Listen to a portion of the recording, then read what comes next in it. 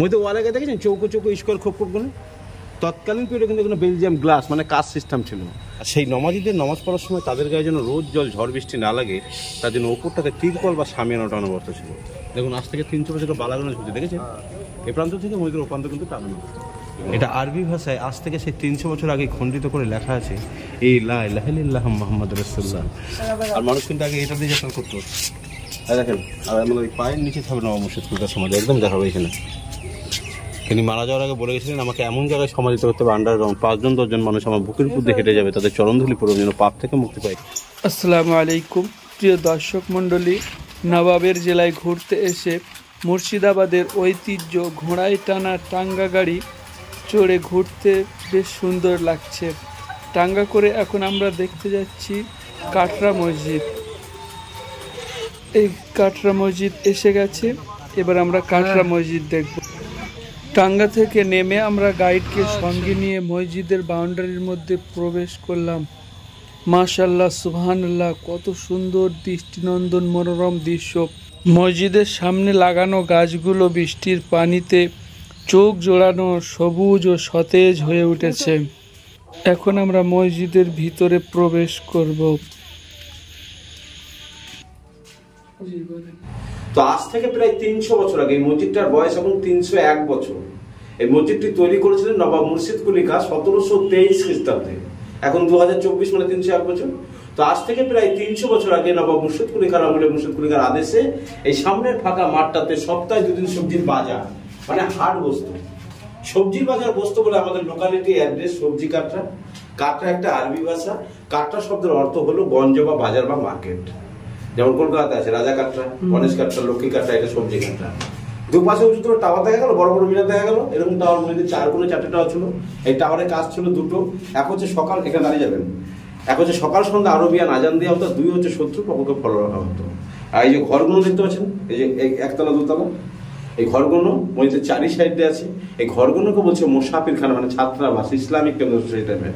আর প্রত্যেকটা ঢোকার গেটের হাইট দেখুন নিচু নিচু, একটাই লেভেলে। আমরা মন্দির মসজিদ যেখানেই প্রবেশ করি না কেন ভগবানকে বা আল্লাহর দরবারে আমাদের মাথা নত করতে হয়। ওই জন্য আমাদের প্রত্যেকটা প্রবেশের হাইট করতে নিচু। আর আগেকার লোক লম্বায় 6 ফুট, 6.5 ফুট, 7 ফুট লম্বা ছিলেন। তাই সবাই মিলে মাথাটা নত করে মসজিদকে সালাম জানিয়ে মসজিদের ভেতরে প্রবেশ করবে। চলে আসুন।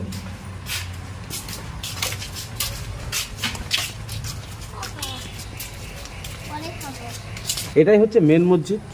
মক্কার যে কাবা মসজিদ আর দিল্লির জামা মসজিদ প্যাটার্নে এই মসজিদটি তৈরি করেছিলেন নবাব মুর্শিদ কুলি খাঁ 1723 খ্রিস্টাব্দে, যিনি ছিলেন বাংলা বিহার উড়িষ্যার প্রথম স্বাধীন নবাব। এবং ওনার জন্য কিন্তু জায়গাটার নামকরণ হচ্ছে মুর্শিদাবাদ। মধ্যে ওয়ালে গিয়ে দেখেছেন চৌকো চৌকো স্কোয়ার খোপগুলো, তৎকালীন পিরিয়ডে কিন্তু কোনো বেলজিয়াম গ্লাস মানে কাচ সিস্টেম ছিল।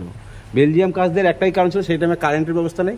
এই যে মিডল পয়েন্টে যে খোপগুলো করা আছে এগুলো চারিদিকে আছে, কিন্তু এগুলো সন্ধ্যাবাদে প্রদীপ জ্বালানো। প্রদীপ যখন জ্বালানো কাচের মধ্যে রিফ্লেক্ট করতো, পুরো মসজিদে আলোকিত হয়ে থাকতো।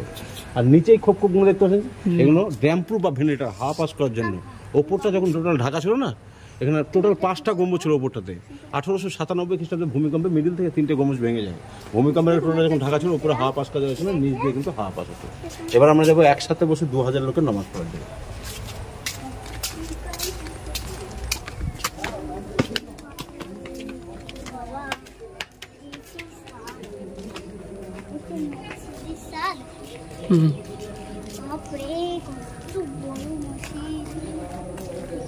দেখেন পায়ের নিচে লক্ষ্য করুন, ছোট ছোট বাংলায় দেখুন ক্যাসেট টাইপে 4 ইঞ্চি বাই 4 ইঞ্চি, দেখেছেন?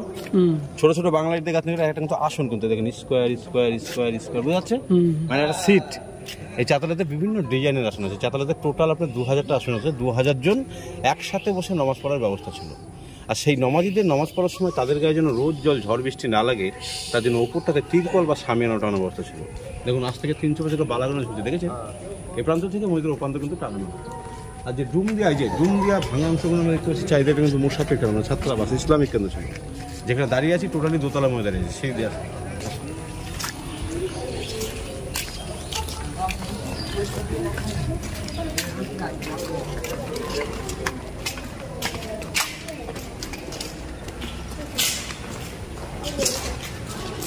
এটাই মেন মসজিদ। এখানে টোটাল 5টা গম্বুজ ছিল, দেখুন 1টা 2টো 3টে 4টে 5টা, বোঝা যাচ্ছে? 1897 খ্রিস্টাব্দের ভূমিকম্পে মিডিল থেকে 3টে গম্বুজ কিন্তু ভেঙে যায়। কিন্তু আগে টোটালটাই ঢাকা ছিল। কিন্তু মিডিল পয়েন্টে কালোটা হচ্ছে কোষ্ঠী পাথর। এটা আরবি ভাষায় আজ থেকে সেই 300 বছর আগে খণ্ডিত করে লেখা আছে এই লা ইলাহা ইল্লাল্লাহ মুহাম্মাদুর রাসূলুল্লাহ। আর আমরা যেখান দিয়ে প্রবেশ করলাম মেন গেট দিয়ে, এখন রাস্তাঘাট রোড রাস্তা হয়ে গেছে, যেখানে প্রবেশ করলাম সেটার মধ্যে কিন্তু ব্যাক সাইড, কিন্তু আজ থেকে 300 বছর টোটাল ফ্রন্ট সাইড কিন্তু সামনে দিয়ে। এটা কিন্তু মেন গেট, এটা কিন্তু মেন গেট। কারণ এটা হচ্ছে পশ্চিমে কি মক্কা শরীফ, পশ্চিমে মুখ দিয়ে নামাজ পড়া হয়, পশ্চিম এটা, পূর্ব এটা, উত্তর এটা, দক্ষিণ এটা। আমরা যাবো ফ্রন্টের দিকে এবং নবাব মুর্শিদ কুলি খাঁর সমাধির দিকে। চলো,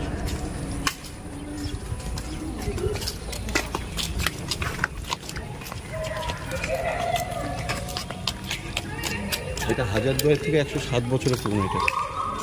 এটা দেখেন, আমরা কিন্তু এখন এসে পৌঁছে গেলাম আজ থেকে 300 বছর টোটাল ফ্রন্ট সাইড। দেখে তো মনে হচ্ছে ফ্রন্ট সাইড।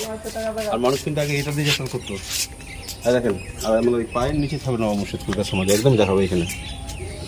তিনি মারা যাওয়ার আগে বলে গেছিলেন, আমাকে এমন জায়গায় সমাধিত করতে হবে আন্ডারগ্রাউন্ড, 5-10 মানুষ আমার বুকের উপর দিয়ে হেঁটে যাবে, তাদের চরণধুলি পড়বে, যেন পাপ থেকে মুক্তি পাই। ওই জন্য আন্ডারগ্রাউন্ড স্টাফ সমাধি বেছে নিয়েছিলেন। আগে লোহার নেট সিস্টেম ছিল, তো নেট যখন ছিল মানুষ যখন যাতায়াত করতো চরণধুলি তার বুকেই পড়তো। নেটটা ভেঙে যাবে, ঢালাই করে দেওয়া আছে, 14টা সিঁড়ি আমরা সমাধিটা দেবো। আসুন। জি,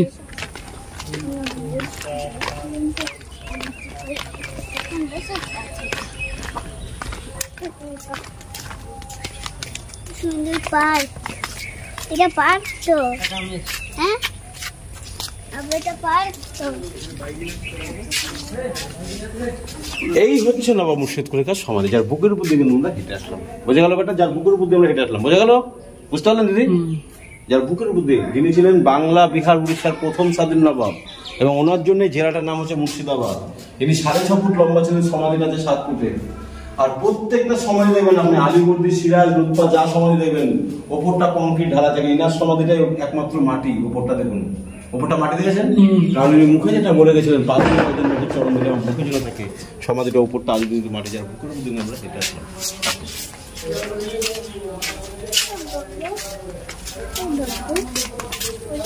আমার দুপাশে দুটো মিনার দেখলাম না, অতগুলো ভেঙে গেছে। দেখেন, এই কোনো একটা মিনার ছিল, ওই কোনো একটা মিনার ছিল, টোটাল 4 কোণে মিনার ছিল। 4টা টাওয়ার যখন একদিন যখন আজান দেওয়া হতো, পার্শ্ববর্তী এলাকা বহুত দিনে শোনা যায়।